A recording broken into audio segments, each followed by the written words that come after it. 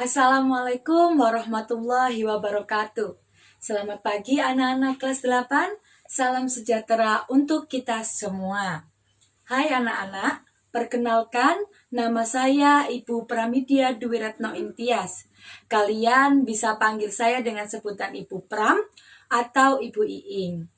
Anak-anak, saya harap pandemik ini semoga segera berlalu agar saya bisa mengenal kalian secara langsung dan kalian juga bisa mengenal saya secara langsung.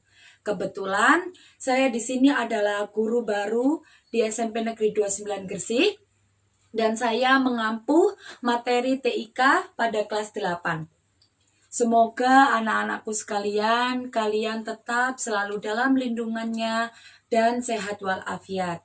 Jangan lupa pakai masker, cuci tangan dengan air mengalir, dan juga pakai sabun. Baiklah, di sini nanti saya akan menjelaskan tentang materi TIK yaitu jaringan internet. Oke, langsung saja. Kompetensi dasar dari materi jaringan internet ini, yang pertama yaitu mengenal internet dan jaringan lokal serta komunikasi data via HP. Yang kedua, mengenal koneksivitas internet melalui jaringan kabel dan nikerbel. Mengenal jaringan internet dan jaringan lokal.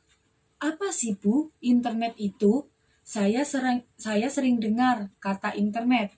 Tapi apa arti dari internet? Baik, saya akan jelaskan tentang apa sih internet itu. Internet sendiri merupakan jaringan komunikasi yang menggunakan media elektronik yang saling berhubungan satu sama lain. Jaringan internet sendiri dapat bekerja dan tersambung ke perangkat lain karena adanya gelombang elektromagnetik. Gelombang elektromagnetik yang menghubungkan internet dengan perangkat lainnya itu biasanya kita sebut dengan sebutan sinyal. Pernah kan kalian tentunya ketika bermain HP, bermain Instagram, lihat YouTube, terus bermain game, tiba-tiba nge-lag, tiba-tiba berhenti. Nah, itu karena apa? Sinyalnya hilang. Sinyallah yang bekerja menghubungkan jaringan internet kalian dengan perangkat yang kalian punya. Next, selanjutnya, kapan pertama kali internet ditemukan? Internet pertama kali ditemukan pada tahun 1969 oleh Departemen Amerika Serikat. Pada saat itu, internet hanya digunakan sebagai keperluan militer saja.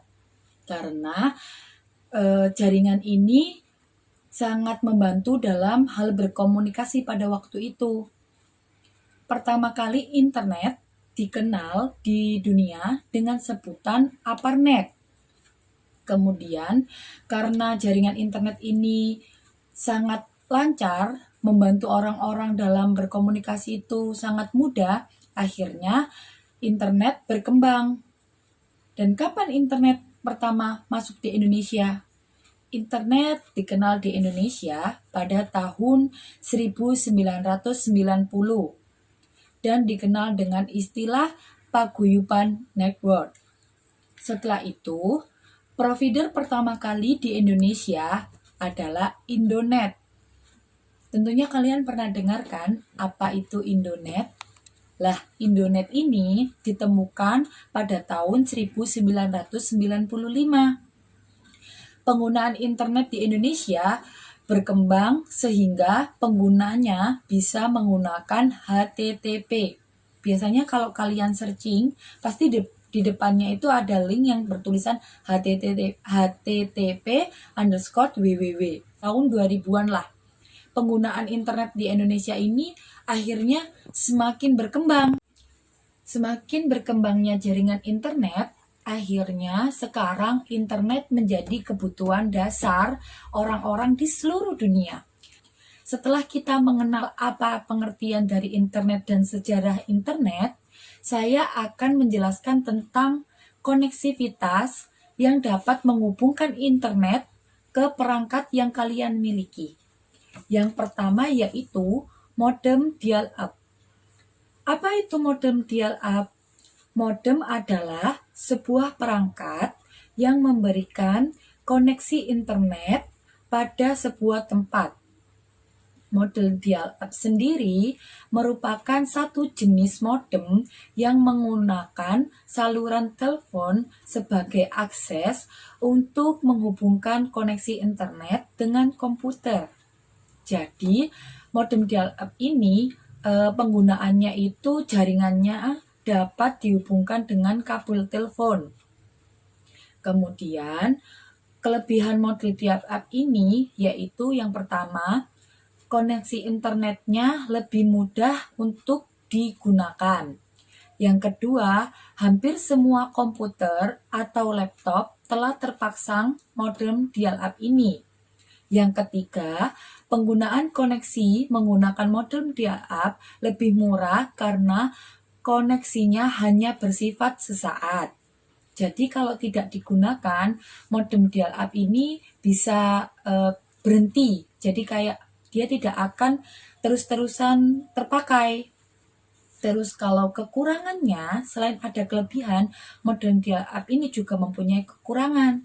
Di antaranya, kecepatan aksesnya hanya berkisar antara 12 hingga 20 kbps. Sehingga hal ini membuat pengaksesan internet jadi lebih lambat. Yang kedua, modem dial-up ini terkoneksi dengan telepon rumah yang dalam keadaan sibuk. Maka secara otomatis koneksi internetnya akan terputus. Jadi kalian tidak bisa menggunakan koneksi internet modem dial-up ini jika telepon di rumah kalian itu dalam keadaan sibuk. Kalau seandainya sibuk, maka secara otomatis jaringan internetnya itu akan terputus. Selain modem dial-up, juga ada modem ADSL 2. Apa itu modem ADSL 2? Modem ADSL 2 adalah Asymmetric Digital Subscribe Line 2. Perangkat yang menghubungkan antara komputer atau router ke saluran telepon. Layanan ADSL2 ini digunakan untuk memecahkan saluran telepon menjadi suara dan data. Fungsi dari ADSL2 ini untuk memecahkan saluran telepon menjadi suara dan data. Modem ADSL 2 ini memiliki sifat yang asimetrik, yaitu datanya dapat ditransfer dengan kecepatan yang berbeda dari satu ke satu. Selain modem dial-up dan ADSL 2 tadi, ada lagi perangkat yang bisa menghubungkan internet ke perangkat kalian, yaitu kabel modem. Apa itu kabel modem? Saya seperti pernah dengar, tapi saya tidak tahu. Baik, saya akan jelaskan kabel modem itu apa. Kabel modem yaitu perangkat yang menghubungkan antara PC dan TV kabel. Jaringan ini bisa mengkoneksi internet dengan kecepatan 27 Mbps. Keuntungan dari penggunaan kabel modem ini sendiri, selain bisa mengakses informasi, kemampuannya juga bisa mengakses channel TV yang berada di luar negeri. Jadi kalau kalian pengen TV kalian itu saluran channelnya bukan saluran channel Indonesia aja, bisa sampai mengakses channel-channel luar negeri, kalian bisa memasang kabel modem ini pada TV di rumah kalian. Tapi, selain mempunyai kelebihan, kabel modem ini juga ada kekurangannya, yaitu jaringannya masih bersifat terbatas. Untuk jaminan layanan ISP tertentu diharuskan menggunakan atau berlangganan TV kabel terlebih dahulu. Kalau kalian tidak berlangganan TV kabel, maka jaringan ISP-nya itu tidak bisa terakses. Dan model kabel ini harganya juga masih relatif mahal, beda dengan jaringan internet yang lainnya. Selanjutnya ada juga modem CDMA. Tentunya kalian sudah mengenal modem CDMA ini apa. Modem CDMA itu artinya Code Division Multiply Access, yang berarti jenis modem dengan sistem komunikasi internet melalui jalur CDMA. Kalian tahu nggak sih jalur CDMA itu apa? Ya, CDMA itu kayak jaringan yang di HP kalian itu pakai jaringan CDMA apa gitu. Nah, CDMA sendiri jaringannya itu frekuensinya sekitar 800 sampai 1900 Hz. Kelebihan modem CDMA sendiri ada yaitu satu, jalur komunikasi data dan seluler terpisah sehingga koneksivitasnya itu akan stabil. Yang kedua, harga berlangganannya lebih murah dan masih bisa terjangkau. Yang berikutnya, kelemahan dari modem CDMA sendiri, jaringannya itu masih belum luas, jadi hanya terbatas. Kemudian ada juga modem GSM. Tentunya kalian sangat familiar dengan modem GSM ini. Apa sih modem GSM itu? Modem GSM, Global System for Mobile Communication, adalah suatu perangkat komunikasi tanpa menggunakan transmisi kabel yang mempunyai sifat kabel terbuka. GSM memudahkan penyebaran sinyal sehingga komunikasi mudah terjalin. Jaringan telepon seluler yang digunakan itu caranya jaringan telepon seluler diubah menjadi data. Kalian pernah punya nggak sih di rumah modem yang kayak dari Smart, modemnya Tri, modemnya Huawei? Lah itu termasuk ke modem GSM.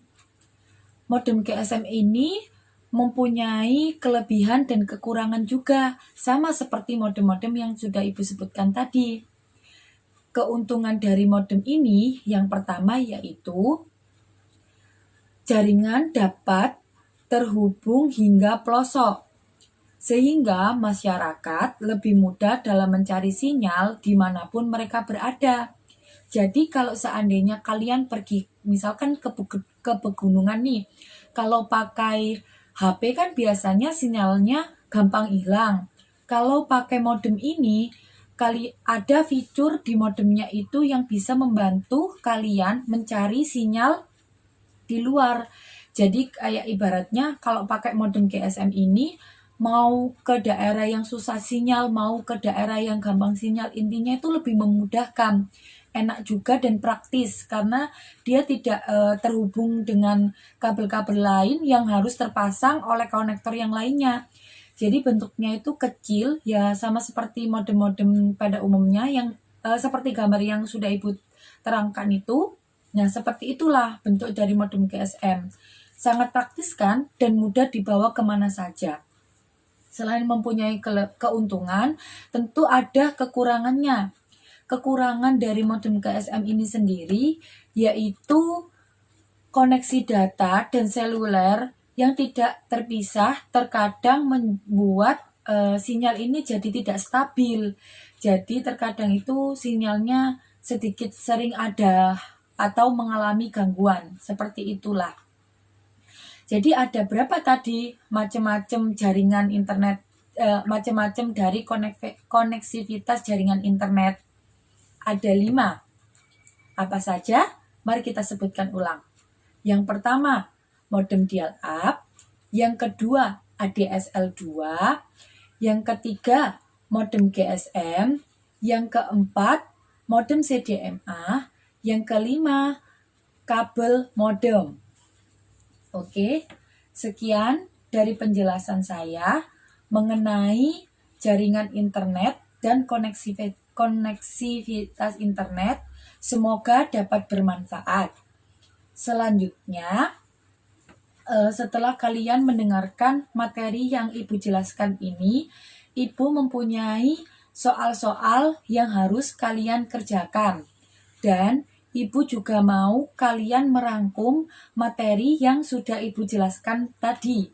Setelah mengerjakan soal, kalian harus merangkum dan dituliskan di buku tulis. Setelah itu, kalian unduh rangkuman yang sudah kalian kerjakan bersama dengan soal-soal yang Ibu berikan. Nanti Ibu akan berikan linknya. Terima kasih anak-anak kelas 8. Ibu ucapkan terima kasih banyak. Mohon maaf